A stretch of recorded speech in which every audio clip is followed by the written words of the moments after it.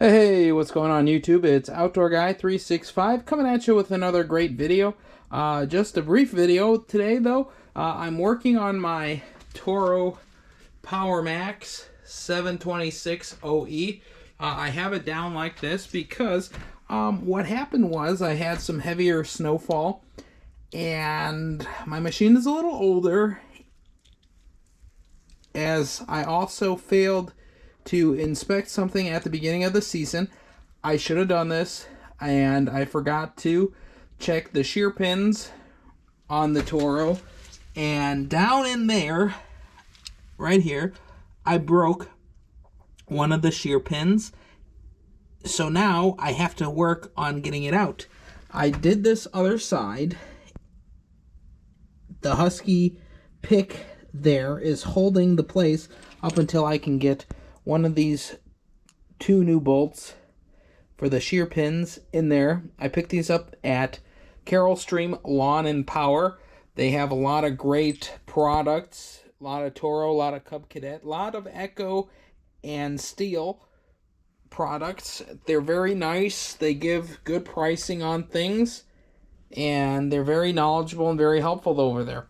So I'm just giving them a shout out because they give me a really good deal on stuff a lot of the time. They help me out because I do my own work for myself, and sometimes prices can be a little steep, especially on lawn care and snow removal equipment and supplies.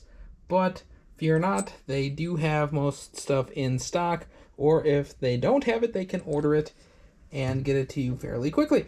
Anyways, broke the shear pin, so I'm using one of these new Husky picks that I picked up over the holidays, and I'm using it to, like I said, hold the place there up until I'm ready to put the bolt through. So how do you get these bolts off?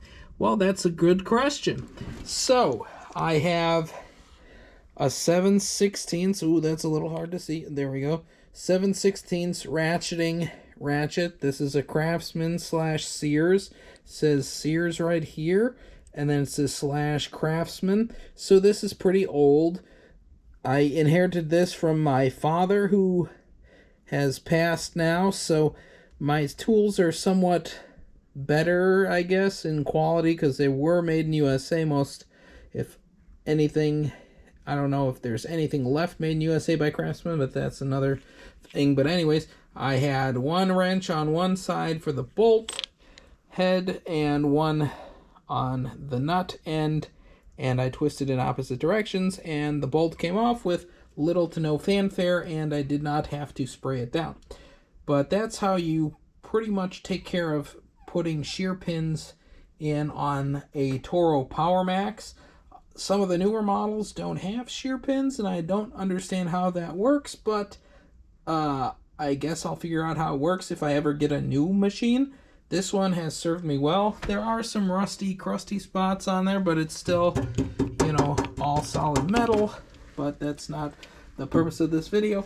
So what I'm going to do is I'm going to take one of these nuts off and pass the bolt through where the Husky pick is, and then secure this bolt, and that should end my video here. So we have the nut on the end.